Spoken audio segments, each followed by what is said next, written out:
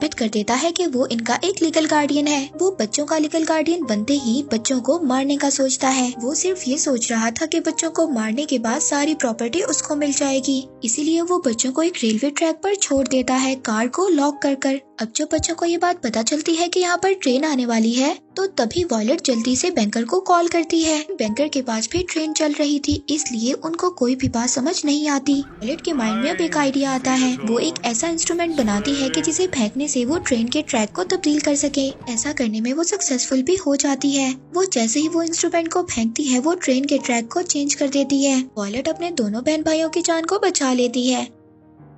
इसके बाद वहाँ पर उनके बैंकर भी पहुँच जाते हैं। वो वहाँ पर आकर ये समझते हैं कि मिस्टर काउंट ऑलिव ने बच्चों को कार चलाने की इजाजत दी है। बच्चे अपने बैंकर को ये समझाने की भी कोशिश करते हैं कि उनके गार्डियन ने उनको मारने की कोशिश की है, लेकिन उनके बैंकर को कुछ भी समझ नहीं आता। हालांकि वो बच्चों को मिस्टर काउंट ऑलिव से छुड़वा कर ले आते हैं। इसके बाद वो बच्चों को लेकर पहुँच जाते हैं उनके दूसरे गार्डियन के पास। अब इस दूसरे गार्डियन ने ही बच्चों की देखभाल करनी थी। यहाँ पर बच्चों के साथ इतना बुरा तो नहीं हो सकता था कि जैसे उनके पहले गार्डियन ने उनको मरने के लिए ट्रेन के आगे छोड़ दिया था। ये एक डॉक्टर थे और इन्हें जानवर पालने का बहुत ज्यादा शौक था, खासकर सांपों का। इनके पूरे घर में अलग अलग किस्म के जानवर थे। वो बच्चों को बताते हैं कि कैसे उनके पास इतने ज्यादा सांप आए और उन्हें कितना इन जानवरों से प्यार है। वो वहाँ पर बच्चों को 2 मुंह वाले कोबरा से भी मिलवाते हैं और 3 आंखों वाले मेंढक से भी। फिर वो आखिर में अपने सबसे खास जानवर से मिलवाते हैं। ये एक ब्लैक पाइथन था। वो बच्चों को बताते हैं कि कैसे उन्होंने अपने दोस्तों के साथ मिलकर इसको पकड़ा था।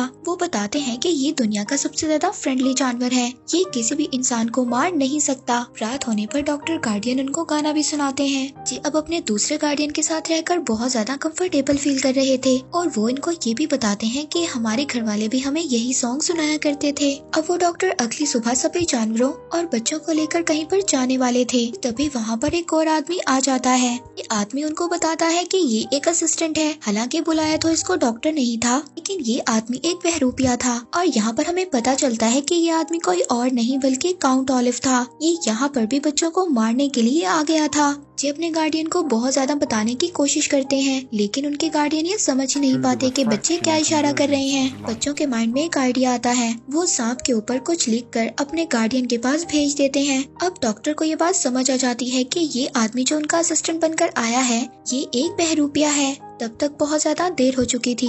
अब बच्चे जब अपने गार्डियन को ढूंढने जाते हैं तो वो उनको नहीं मिलते। अब उन बच्चों को ये बात पता चल गई थी कि उनके गार्डियन इस दुनिया में नहीं रहे। पुलिस के इन्वेस्टिगेशन और काउंट ऑलिव के बयान से ये पता चलता है कि डॉक्टर गार्डियन को किसी और ने नहीं बल्कि उन्हीं के ब्लैक पाइथन ने मारा था। बच्चे इस बात पर ऑब्जेक्शन करते हैं, कहते हैं कि वो जानवर इतना अच्छा है, वो उन्हें मार ही नहीं सकता। इस बात को कोई भी पुलिस वाला या बैंकर नहीं मानता। तभी यहाँ पर एक मिरेकल होता है। अब छोटी सी सनी पहुँच जाती है उसी ब्लैक पाइथन के पास। अब सभी यहाँ पर ये देखकर हैरान हो जाते हैं कि इतना बड़ा दिखने वाला सांप उस बच्चे को काट नहीं रहा था बल्कि उसके साथ खेल रहा था। अब वहाँ पर पुलिस वालों को और बैंकर को ये बात पता चल जाती है कि ये आदमी काउंट ऑलिव ही है। जब वो उसको पकड़ने वाले थे उससे पहले ही वो वहाँ से भाग जाता है। बच्चों का दूसरा गार्डियन भी मर चुका था। अब बैंकर के पास जो बच्चों की तीसरी गार्डियन थी वो थी एक लेडी। बैंकर बच्चों को ऐसी जगह पर ले जाते हैं, वहाँ पर वो घर पानी के ऊपर बना हुआ था। अब उस घर में से एक लेडी निकलती है, ये बच्चों की तीसरी गार्डियन थी। बच्चों को देखते ही उनकी फैमिली के बारे में पूछती है। वो लेडी अब सभी बच्चों को अपने घर के अंदर बुला लेती है। वो लेडी उन तीनों बहन भाइयों को हर बात समझाती है। वो बच्चों को समझाती है कि इस चीज को टच मत करना, ये तुम्हें मार देगी, या फिर फ्रिज की तरफ मत जाना,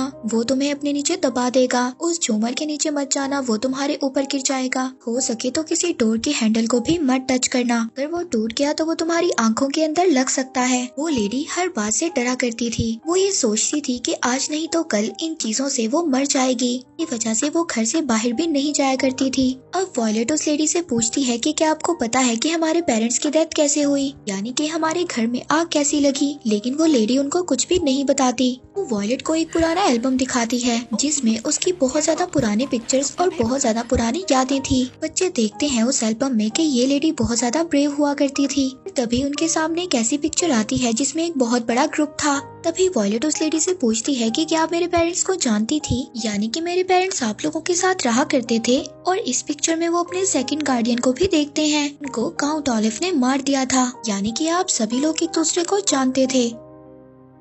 पर तभी वो लेडी उस एल्बम को बंद कर देती है और उसके बारे में बात करना भी बंद कर देती है। इसके बाद वो लेडी बच्चों को एक रूम में लेकर जाती है। यहाँ पर एक बड़ी सी कांच की विंडो थी। उस कांच की विंडो में से एक बड़ा सा समंदर नजर आता था। वो बच्चों को यहाँ पर अपने हस्बैंड की डेथ का भी बताती है कि कैसे उसके हस्बैंड की डेथ हो गई थी और उसके हस्बैंड को जोंक ने खा लिया था, जो कि इंसानों को सूंघ सकती है। इसके बाद अगले दिन बच्चे अपनी गार्डियन को लेकर मार्केट में जाते हैं और यहाँ पर एक और आदमी आ जाता है। ये एक कैप्टन था। कैप्टन उस लेडी से मीठी मीठी बातें करता है और उन्हें अपनी बातों में फंसा लेता है और बच्चे 1 मिनट में पहचान लेते हैं कि ये तो काउंट ऑलिव है। ये फिर से हमें नुकसान पहुंचाने के लिए आए हैं। बच्चे अपने गार्डियन को बहुत ज्यादा समझाने की कोशिश करते हैं। वो कहते हैं कि आप समझ जाएं, इन्होंने पहले भी हमारे गार्डियन को मार दिया था और ये अब भी हमें मारने आए हैं। मगर वो गार्डियन उनकी कोई भी बात नहीं सुनती और वो कैप्टन यानी कि काउंट ऑलिव को अपने साथ घर ले जाती है। घर पहुंचकर जब बच्चे अपनी गार्डियन को ढूंढते हैं तो उस वक्त तक काफी ज्यादा देर हो चुकी थी। वो देखते हैं कि वही शीशे वाली विंडो टूटी हुई थी और वहाँ पर एक सुसाइड नोट भी लिखा हुआ था। जब वो उस नोट को पढ़ने की कोशिश करते हैं तो उनको पता चलता है कि इस नोट में तो काफी ज्यादा ग्रामर मिस्टेक है।